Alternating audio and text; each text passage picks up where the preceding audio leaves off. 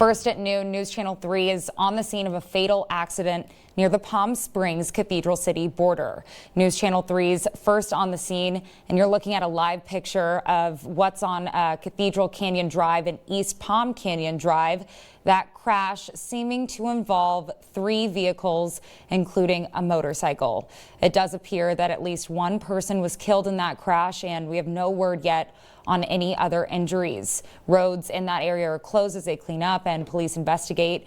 Make sure you stay with us, News Channel 3, for any updates on that wreck. So sad to see that today on this Thanksgiving Day.